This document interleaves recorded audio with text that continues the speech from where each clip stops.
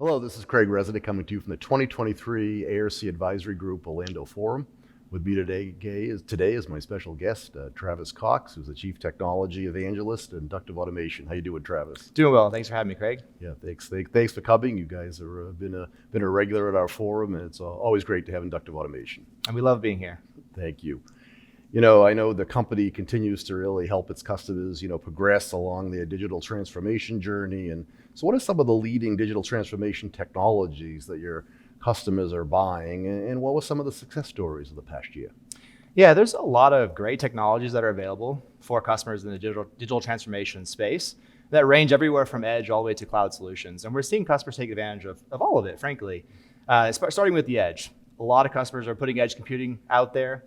So, close to that source of the data, kind of provide that single source of truth, get access to more of that data, model that and contextualize that data at the edge, and provide that more efficiently to their infrastructure so they can utilize that data in more places. Along with even just being able to have local control and to be able to have some local computes like ML and AI that can run right there. And that's, while the edge is really important, it's also being able to take that data and turn it into insight. We're seeing more companies leverage digital twin services in Azure and AWA to be able to take that contextualized data and turn it into insights and be able to do anomaly detection, predictive failures, and a lot more. So there's technology all the way around that they're leveraging. And I think the biggest thing is to be able to get that data to more people, leveraging mobile devices and be able to have that data portable, have an enterprise dashboard, so KPIs to the people that need it. And we're seeing organizations leverage all of these great things to help them achieve their use cases. Yeah, I mean, I'm glad you brought up edge. I mean, it certainly remains a hot topic. So what type of edge devices and solutions is Inductive Automation offering and other solutions that really enable edge to cloud communications? Yeah, we really see edge as a critical piece of the overall infrastructure. If you go back to our history, and we kind of one of the first to have an edge product. Before we even called it edge, we would call it our hub and spoke architecture, right? You have lots of spokes out there to provide certain kind of functionality. And edge is just really important. There's two kind of broad categories of offerings that we have for edge. One is edge IoT or edge data, and that is to get that PLC data, contextualize it, and bring it up. And typically that's done through MQTT, leveraging MQTT and Sparkplug. The other product is edge panel, which is to have a local HMI. People need to still stay connected, right, and be able to control their process on these critical assets right there. And so with these two, it's not like they're not just isolated edge products, and in that they can perform that functionality and give them a lot of benefit, but it's connected to a broader Ignition infrastructure where they can see all that data, they can manage those edge installations, and they really get a full picture of what's going on. You certainly accomplished a lot in 2022. What are some of the key initiatives that you think will further, improve your value proposition for your customers in 2023? Yeah, we have quite a few key initiatives in 2023. And one of the big things is just to continue solving customer pain points. I mean, we're at 20 years now. It's our 20th anniversary this year, and that's what we're really focused on, customer-driven, being able to allow customers to leverage new technologies and do things that they weren't doing before without limits, right? Being able to just continue to innovate. And that's a big part of it. And we do that through product offerings. We have a new Ignition Cloud Edition coming out. That is a new way to basically deploy Ignition and to pay for Ignition, available in the Amazon, AWS, and Azure marketplaces. And that'll be really important for customers to have elastic architectures out there. Yeah. And connectivity in general is just huge. We got to have more connectivity down at the edge and in the cloud. So we're building new drivers, the IEC61850 driver and the Mitsubishi Melsec driver that's coming out.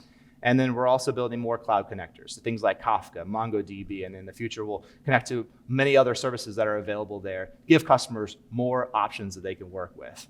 Another big initiative we have is just driving more vertical focus, looking at energy and power, as that's a big industry for us, looking at building automation, and continuing to strengthen our other verticals with our integration partners, going a lot further.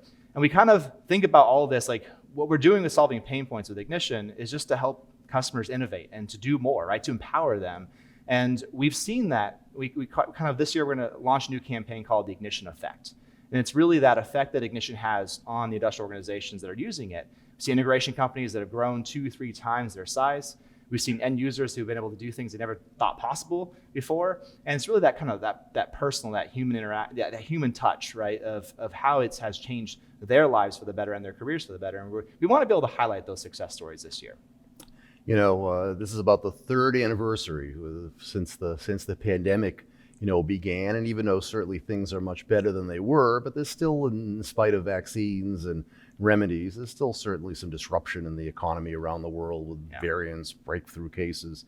What did your company do to provide customers with the solutions and services needed to become more agile and help companies increase their operational resilience and be able to thrive with all this uncertainty? Yeah, the interesting thing about the pandemic is that it really changed digital transformation from a nice to have to an existential necessity, right? It's customers, they need to be able to turn that data insights. They need to be able to stay connected, and they need to leverage these new technologies to make that happen. And what we're doing is simply just staying true to our mission, right? Solving those pain points and being able to build solutions that they can use, build tools that they can bring in, and allow them to adapt quickly to the changing times. Allow them to quickly develop and deploy solutions from edge to cloud, right? If we give them that broad tool set, they're going to do amazing things with it. And that's really kind of what we're trying to do is just help them through that. And there's been some great stories that come out. And we've got customers at the beginning of the pandemic who just, they wanted people to stay connected at home. And so they put Ignition in the cloud and be able to provide a dashboard to them at home so they could stay connected. Or we had a COVID lab who had to build vaccines and needed to do this from design to implementation in 9 months. And so they leveraged Ignition because it was flexible and easy to deploy that solution very quickly. And that's really what we're focused on. With ecosystems being so important to compete in this globally competitive market, share us your thinking in the process you go through regarding your company's ecosystems and partnership programs. Yeah, we really see ecosystems as being a vital part of our success, as well as, of course, customer success. If you really look at ecosystems as kind of empowering customers, we're providing them the right partners and the right tools to make them successful, right? And so we've done a lot with our partnerships to bring in organizations that really kind of stay true to that mission. So we have strategic partnerships with CirrusLink to bring in expertise in MQTT.